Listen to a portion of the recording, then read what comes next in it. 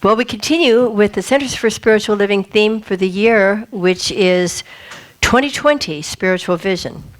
Don't you like seeing with Spiritual Vision 2020? And our February theme is All the Colors of Love, and I'm grateful that Reverend Jackie started us off last week and that I get to continue. And today is about You Belong to My Heart. And you do. I'm so grateful. My heart just keeps getting bigger. The other organs are going to have to move out of the way, I think, to make room for everybody that's in there. And so I'm grateful for that. Yes, what Suzanne shared was awesome. I will share with you that the assignment was the men all went off to one room and the women all went off to another room. And we talked about how wonderful our partners were. We shared with each other because it's a good thing to be PR people for your loved ones. If you have a fuss to work out with them, work it out with them. But outside, tell everybody how wonderful they are. So we told the rest of the group how wonderful we were, and then the assignment was choose one thing and keep it a secret, and then go ahead and do that this week, and we'll share about it, either email or some of us are going to gather today to share. I'm going to go ahead and share with you what we did. May I do that? This is very personal. Can we talk about personal things here? Okay. Reverend Mike brings me flowers all the time. All the time. Sometimes it looks like a memorial service. There's so many flowers in the house. And I love it. It's so sweet and it's beautiful. And he loves having them around too. He's very metro.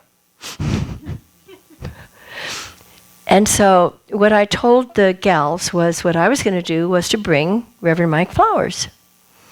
Well, it kind of got out of hand. So what I did was I wanted to get him a peace lily, something that would last, that would be beautiful, that we could take care of and have it there all the time. And so I found out where I could get a beautiful peace lily. And I thought, well, it has to have something nice to stand on, doesn't it? So I bought a beautiful little tiny marble table, kind of turquoise, and I had it in the trunk because it was too heavy for me to carry in. The salesperson put it in the trunk for me before I ever got the peace lily. And so I said, don't open the trunk. No matter what you do not open the trunk. Okay, for how long? And so finally, I couldn't carry it up the stairs. So when it was time and I brought home this gorgeous peace lily, I snuck it in the house. And I said, okay, now, I'll tell you what I did. And I thanked him so much for all the flowers that he brings me all the time. And I said, no, I brought you flowers today. Oh. I said, but the vase is too heavy for me to carry up. Will you please get it out of the trunk? So it was a lovely, lovely, lovely moment. And he's going to tell the fellas. Should I wait and let him tell the fellas, or shall I go ahead and tell you what he did? All right. You made me do it. He told the fellas he was going to sing a song for me. And so it was yesterday when we did all this lovely exchange. In the meantime, he said, this is just a piece of it. He came home with a beautiful welcome mat with a pineapple on it. He says, that's just a little piece of it. And then he got down on his knees again. And he sang to me, Be My Love. And it was prettier than anything Mario Lanza could have done. Can you imagine what fun it can be to do something special and loving for a friend, for a parent, for a child, for a neighbor? We get to use our imaginations here when we're looking at all the colors of love and all the way that love can show up. I'm going to talk about the Greek words for love. Today you just get one. Next week, when the practitioners are taking care of you while Reverend Mike and I and Elise are at the convention in Denver, You'll hear a wonderful presentation then. But then when we come back the following week, I'll give you the other 3 words for love in Greek. But since it's Valentine's Day almost, let's start with eros. You know what eros is. Eros is romantic love, which is why I shared that little story with you. Eros is romantic love. And don't we love love? Don't we love connecting? Don't we love this beautiful sense of pity-pat in the heart? And we know that love is love, and we honor it in every form. Love is love, and people must love and to be loved. Karen Horney, who was a very well-known psychiatrist, once said that people seem to have a lot of needs. They think they have a lot of needs, and many of them are neurotic needs, but there are 3 real needs. And one is to love and to be loved. The other is to be creative. And the third is to feel worthwhile to yourself and at least one other person. To me, they're all about love. Love is the impelling power of this universe, and it's a creative force, and it dwells within each of us too. So when we're being creative and using our imagination and coming up with all kinds of wonderful things, that's love. When we're feeling good about ourselves, that's love. Didn't Jesus say, just, those 10 commandments are fine, but let's get them down to 2. To love God with all your heart and all your soul and all your strength. And the second is like the first. To love your neighbor as yourself. Sometimes we forget that piece of it. It's like putting on your oxygen mask before you put it on your child. We need to be loved up. And it's easy to do when we simply open our hearts and let the flow of God's love move through us.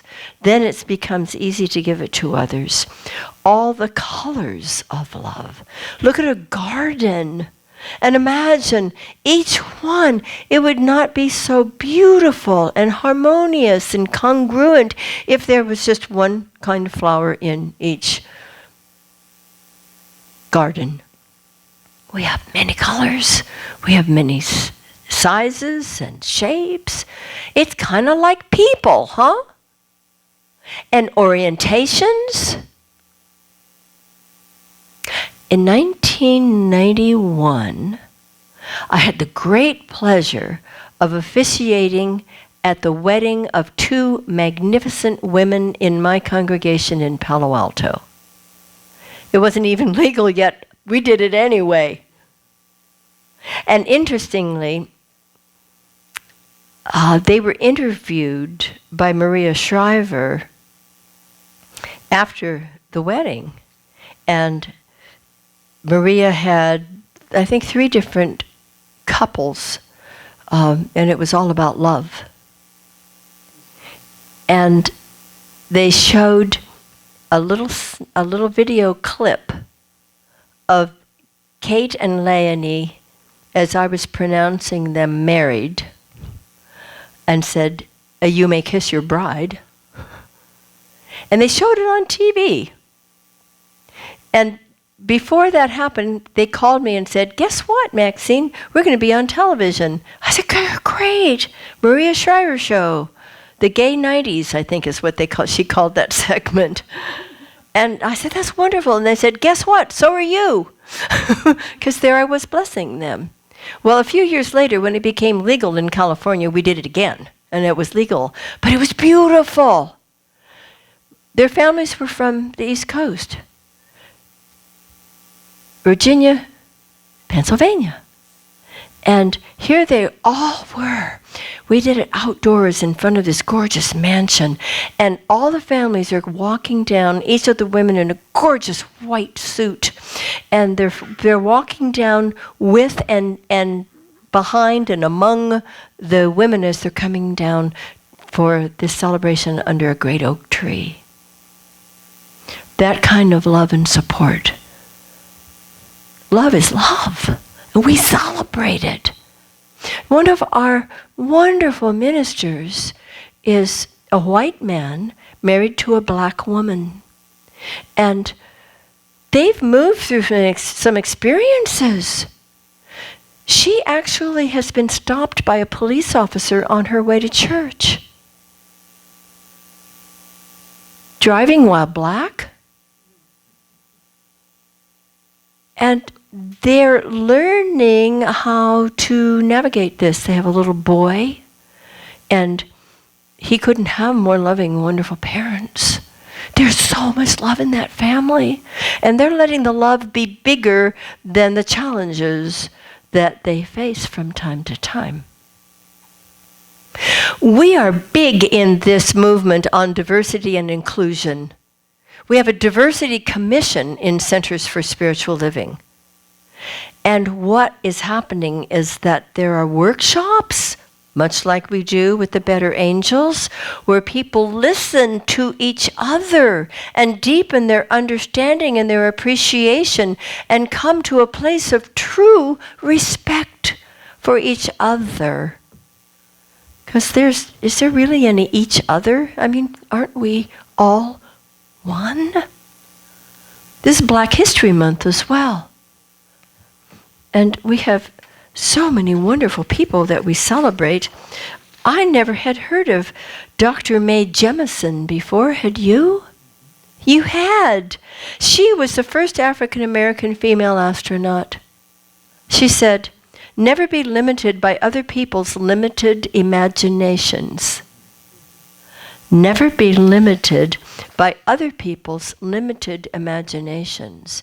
If you've noticed, there seem to be a lot of people with rather limited imaginations out in the world, right? We cannot be limited by that, because the power of love is greater than all of the misconceptions and the wearing blinders and, well, this is what my parents believe, so their parents believe, so of course this is what I believe. No, it's a new day. You and I are new people. We get to expand our thinking. We get to open our hearts and experience something truer and more beautiful and more spirit-filled. We're learning to listen and understand and appreciate each other. And we're bringing more respect into our individual, personal, caring relationships, and that's bound to make a difference out there in the world. Gandhi said, where there is love, there is life. It's kind of lifeless when there's no love being present. It's always available, but it's not always being experienced.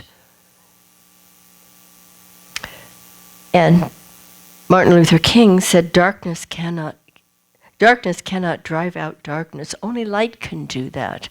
Hate cannot drive out hate. Only love can do that. And love is bigger, because love is the reality.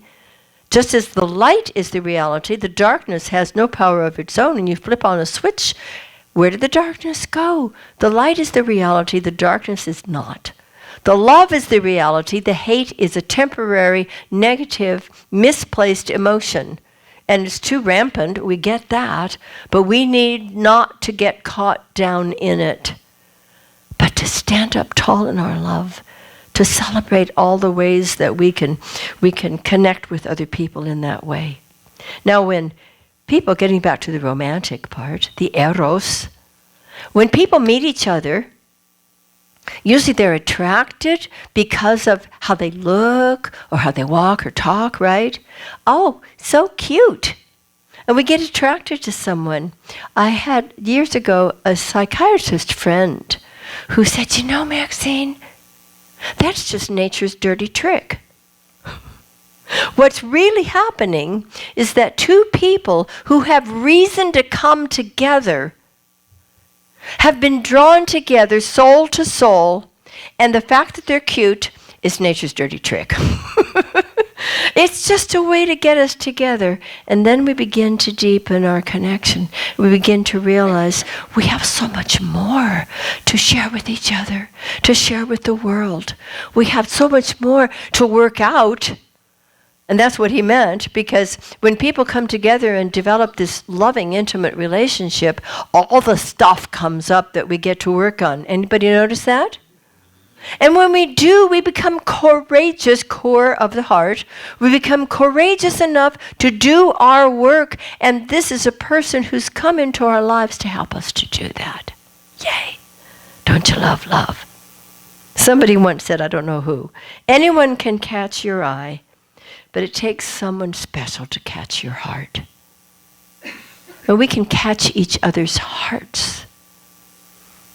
It's a beautiful opportunity to learn and to grow in divine love.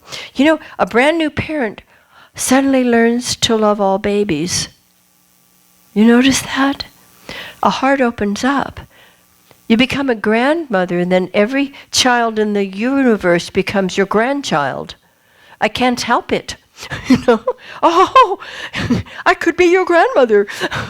There's something wonderful about opening our hearts to other people once we've opened them to one person.